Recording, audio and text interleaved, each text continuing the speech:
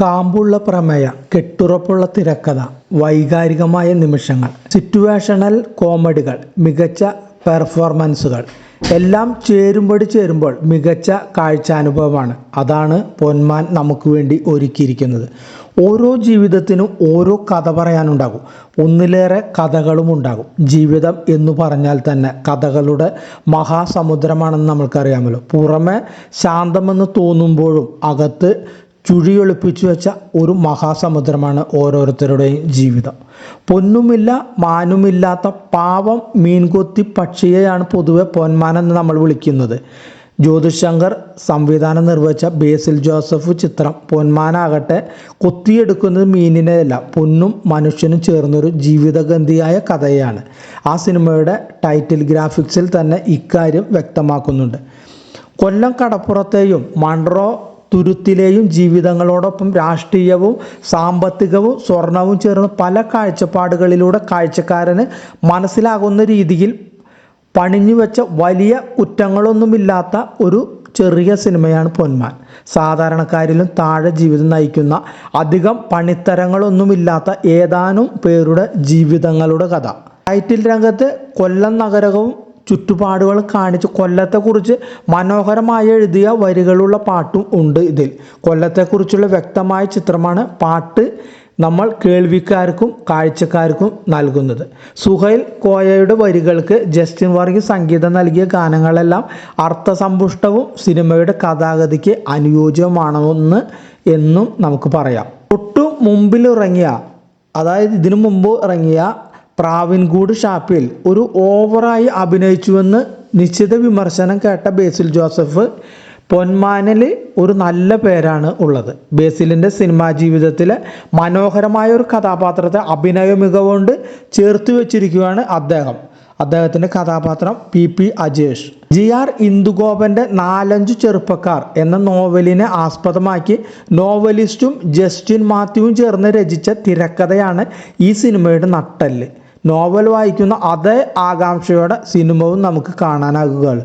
ആവേശത്തിൽ അമ്പാനായി എത്തിയ സജിൻ ഗോപുവിൻ്റെ തികച്ചും ഒരു വ്യത്യസ്തമായ റോളാണ് പൊന്മാനിലെ മരിയാനോ. ഒറ്റ നോട്ടത്തിൽ തന്നെ ഭീകരനാണ് മരിയാനോ. ഈ ഭീകരനാണോ നമ്മുടെ രംഗണ്ണൻ്റെ അമ്പാനായി ആളുകളെ കുടുകുടെ ചിരിപ്പിച്ചതെന്ന് നമുക്ക് രണ്ടും കമ്പയർ ചെയ്യുമ്പോൾ തോന്നും. മഹേഷിൻ്റെ പ്രതികാരത്തിൽ സോണിയയും കട്ടപ്പനയിലെ ഹൃതിക് റോഷനിൽ കനിയുമായെത്തിയ ചെറിയ ഭാഗം കൊണ്ട് തന്നെ പ്രേക്ഷക ശ്രദ്ധ നേടിയ ലിജിമോൾ ജോസിൻ്റെ അസാമാന്യമായ പ്രകടനങ്ങളിൽ ഒന്നായി പൊന്മാനിലെ സ്റ്റെഫി ഗ്രാഫ് വിലയിരുത്തപ്പെടും. സ്ത്രീധനം ചോദിക്കരുത് വാങ്ങരുത് എന്നൊക്കെ നിയമം പറയുമ്പോഴും കേരളത്തിൽ പലയിടങ്ങളിലും ഇന്നും ഒളിഞ്ഞും തെളിഞ്ഞും സ്ത്രീധന സമ്പ്രദായം നിലവിലുണ്ട്.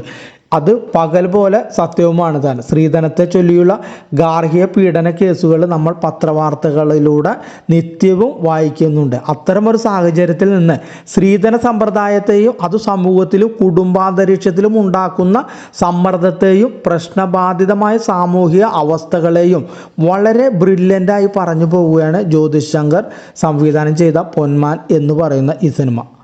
പൂർണ്ണമായി കൊല്ലത്തിൻ്റെ പശ്ചാത്തലത്തിൽ പൊന്മാൻ ഒരുക്കിയിരിക്കുന്നത്. നമ്മൾ പറഞ്ഞു, കൊല്ലത്തിൻ്റെ കടലോര പ്രദേശത്താണ് കഥയുടെ ഒരു കഥാതന്തു നടക്കുന്നത്. പാർട്ടിയെ ജീവനായി കാണുന്ന ചെറുപ്പക്കാരനാണ് ബ്രൂണോ, അതായത് ആനന്ദ് മന്മഥൻ. പള്ളിയുടെ മതിലിൽ പാർട്ടി നോട്ടീസ് ഒട്ടിച്ചതിനെ തുടർന്നുണ്ടായ കാശപിശയിൽ ബ്രൂണോ വിശ്വാസികളിൽ ഒരാളെ കൈവയ്ക്കുന്നു. അതോടെ പള്ളിക്കാർ ബ്രൂണോയ്ക്ക് എതിരെ തിരിയുന്നു. ഇലക്ഷൻ അടുത്തിരിക്കുന്നതിനാൽ പാർട്ടിയും ബ്രൂണോയെ ഏറെക്കുറെ കൈവിട്ട മട്ടാണ്. മറുവശത്ത് ബ്രൂണോയുടെ പെങ്ങൾ സ്റ്റെഫി ഗ്രാഫിൻ്റെ കല്യാണ ഒരുക്കങ്ങൾ നടക്കുകയാണ്.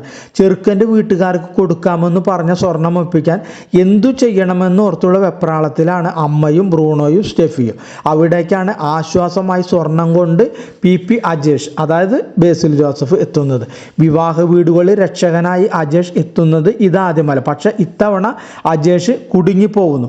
പരസ്പര വിശ്വാസം എന്ന വാക്കിന് ജീവനോളം വില നൽകുന്ന അജേഷ് ആ പ്രതിസന്ധി ഘട്ടത്തെ എങ്ങനെ അതിജീവിക്കും? സംഘർഷഭരിതമായ നിമിഷങ്ങളിലൂടെയാണ് പിന്നീട് പൊന്മാൻ സഞ്ചരിക്കുന്നത്. അജേഷായി എത്തിയ ബേസിലിൻ്റെ പ്രകടനം തന്നെയാണ് ചിത്രത്തിൽ എടുത്തു പറയേണ്ട ഒരു കാര്യം. ഇയാളിത് എന്ത് വെകിളി പിടിച്ച മനുഷ്യനാണെന്ന് ആദ്യം കാഴ്ചക്കാരുടെ ഇഷ്ടക്കേട് കവരുമെങ്കിലും പോകെ പോകെ ആ കഥാപാത്രം മനസ്സിനെ തൊട്ടുണർത്തുന്നുണ്ട്. ഗംഭീരമായ ഒരു ക്യാരക്ടർ റോളാണ് അജേഷ് എന്ന കഥാപാത്രത്തിന് തിരക്കഥാകൃത്തും കൂട്ടരും നൽകിയിരിക്കുന്നത്. ജീവിതത്തിൽ എല്ലാ പ്രതിസന്ധികളെയും സമചിത്തതയോടെയും ഉള്ളുറപ്പോടെയും നേരിടുന്ന അജേഷ് എന്ന സാധാരണക്കാരൻ വളരെ റിയലിസ്റ്റിക് ആയിട്ടാണ് ബേസിൽ ജോസഫ് അവതരിപ്പിച്ചിരുന്നത്.